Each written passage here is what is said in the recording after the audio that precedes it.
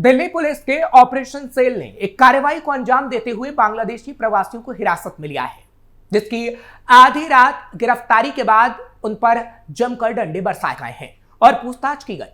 जिसके बाद सवाल है कि क्या शाह और मोदी के ऐलान के बाद अब अवैध बांग्लादेशी को हर जगह से भगाया जाएगा और उनका सफाया होगा, चाहे वो बंगाल हो, असम हो या फिर राष्ट्रीय राजधानी दिल्ली। नमस्कार, कैपिटल टीवी का खास शो सुलगता सवाल देख रहे हैं आप। मैं हूं आपके साथ हर्ष भारद्वाज। अवैध बांग्लादेशियों रोहिंग्याओं को इस वक्त तेजी से खदेड़ा जा रहा है और सरकार ने लक्ष्य रखा है कि भारत में उनकी संख्या जल्द से जल्द शून्य की जाए। ऐसे में सवाल है कि क्या अवैध बांग्लादेशियों का पूरी तरह सफाया होगा? घुसपैठियों की समस्या से निजात के लिए मिशन होगा कामयाब? घुसपैठियों की कैसे होती है अवैध एंट्री? घुसपैठिए किस तरह बनाते हैं फर्जी दस्तावेज? घुसपैठियों को किसने कराई भारत में एंट्री? देश के अलग अलग इलाकों में बांग्लादेशी नागरिकों के अवैध रूप से रहने के मामले सामने आ रहे हैं। ऐसे में संबंधित राज्य सरकारों की तरफ से ऐसे लोगों पर नकेल कसने की कार्रवाई की जा रही है। हैरानी की बात है कि अवैध बांग्लादेशी किन्नर भिखारी से लेकर फर्जी बाबा बनकर लोगों को धोखा देते हैं। ये लोग अवैध रूप से भारत आने के बाद अलग अलग राज्यों में पहचान बदलकर रह रहे हैं। ऐसे में दिल्ली से लेकर त्रिपुरा तक सरकार कार्रवाई कर रही है। दक्षिण पश्चिम जिले में दिल्ली पुलिस के ऑपरेशन सेल ने एक महत्वपूर्ण कार्रवाई को अंजाम देते हुए 2 अवैध बांग्लादेशी प्रवासियों को हिरासत में लिया है। हिरासत में लिए गए व्यक्तियों की पहचान गाजीपुर जिले के धनुन गांव के 35 वर्षीय शिशिर ह्यूबर्ट रोजारियो और कॉक्स बाजार जिले के खोंडूकर पारा गांव के 33 वर्षीय मोहम्मद तोहिदुर रहमान के रूप में की गई है। उनके मोबाइल फोन और सोशल मीडिया अकाउंट की जांच के बाद पुलिस टीम ने उनके परिवार के सदस्यों से संपर्क कर उनके बांग्लादेशी पहचान पत्र प्राप्त किए हैं, जिनमें राष्ट्रीय पहचान पत्र भी शामिल है। टीम को महिपालपुर में आवास चाहने वाले कुछ अवैध बांग्लादेशी प्रवासियों के बारे में गुप्त सूचना मिली थी, जिसके बाद इस बड़ी कार्रवाई को अंजाम दिया गया। पुलिस ने इस सूचना पर तुरंत कार्रवाई करते हुए संदिग्ध व्यक्तियों से संपर्क किया, पहचान संबंधी दस्तावेज मांगे और गहन पूछताछ की। दोनों अवैध प्रवासी कोई भी वैध दस्तावेज देने में विफल रहे और उन्होंने स्वीकार किया कि वो अवैध बांग्लादेशी प्रवासी हैं, जो 11 साल से ज्यादा समय से भारत में रह रहे थे और उनके वीजा की अवधि खत्म हो चुकी थी, लेकिन वो बांग्लादेश वापस नहीं गए थे। गहन सत्यापन और पूछताछ के बाद आवश्यक कानूनी औपचारिकताएं पूरी की गई, जिसके बाद विदेशी क्षेत्रीय पंजीकरण कार्यालय यानी FRRO नई दिल्ली के माध्यम से उनके निर्वासन की प्रक्रिया शुरू की गई। इससे पहले भी 11 सितंबर को ऑपरेशन सेल की दिल्ली टीम ने कपासहेड़ा इलाके से 3 महिलाओं सहित 4 अवैध बांग्लादेशी प्रवासियों को हिरासत में लिया था। हिरासत में लिए गए प्रवासियों की पहचान ढाका निवासी फरजाना अख्तर, जयसोर निवासी नजमा बेगम, पालपारा निवासी रेशमा अख्तर और कोतवाली जयसोर निवासी औरको खान के रूप में हुई थी। पुलिस के मुताबिक हेड कांस्टेबल सुंदर सिंह को कपासहेड़ा इलाके में कुछ अवैध बांग्लादेशी महिला प्रवासियों के घूमने की सूचना मिली थी। इस सूचना पर कार्रवाई करते हुए टीम मौके पर पहुंची थी। संदिग्ध व्यक्तियों से संपर्क किया गया और उनसे पहचान संबंधी दस्तावेज मांगे गए। पूछताछ के दौरान चारों वैध दस्तावेज दिखाने में विफल रहे। अवैध बांग्लादेशी प्रवासी होने की बात खुद स्वीकार। पूछताछ में इन व्यक्तियों ने अवैध बांग्लादेशी प्रवासी होने की बात स्वीकार की, जो 2017 में बनगांव सीमा और त्रिपुरा राज्य के रास्ते भारत में दाखिल हुए थे। इनमें से कुछ वीजा पर भारत आए थे, लेकिन वीजा की अवधि समाप्त होने के बाद वापस नहीं लौटे।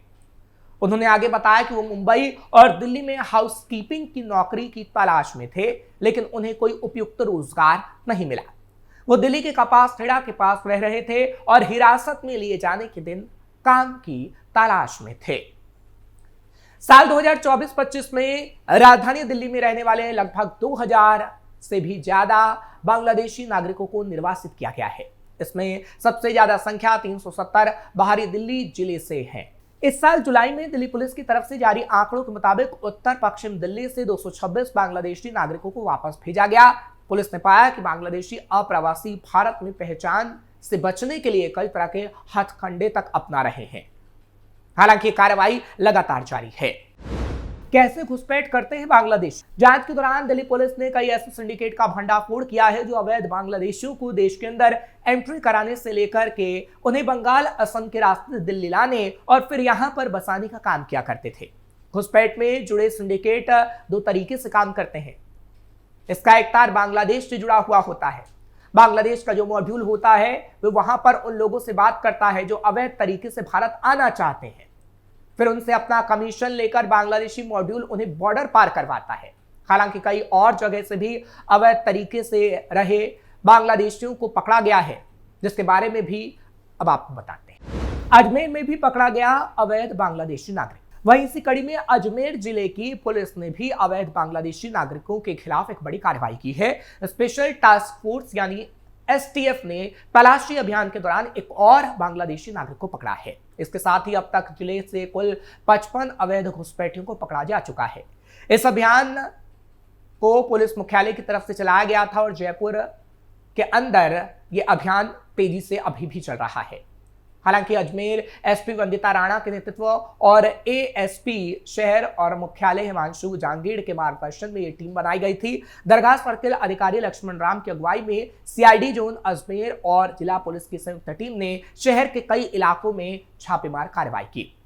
पुलिस टीम ने दरगाह बाजार, जालियान, कब्रिस्तान, अंदकोट, नई सड़क, तारागढ़ की पहाड़ी, सिलावट मोहल्ला, बड़े पीर का चिल्ला, लंगर खाना गली, चश्मा एनूर, त्रिपोलिया गेट, 16 खंबा और झालरा जैसे इलाकों में तलाशी अभियान चलाए।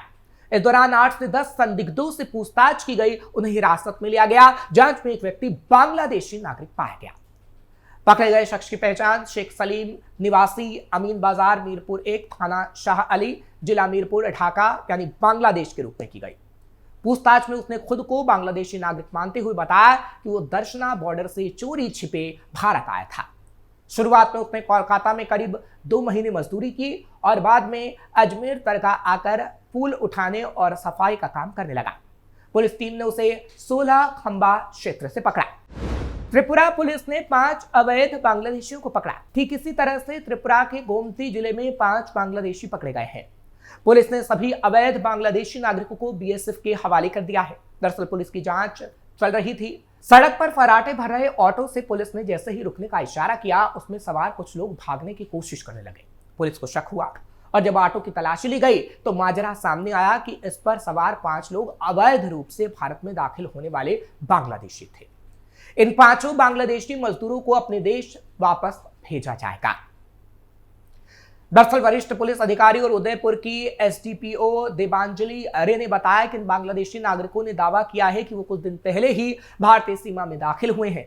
उदयपुर अमरपुर रोड पर महारानी आउटपोस्ट के पास नियमित नाकाबंदी के दौरान पुलिस ने एक ऑटो रिक्शा को रोका था। संदेह होने पर 5 यात्रियों को हिरासत में लिया गया।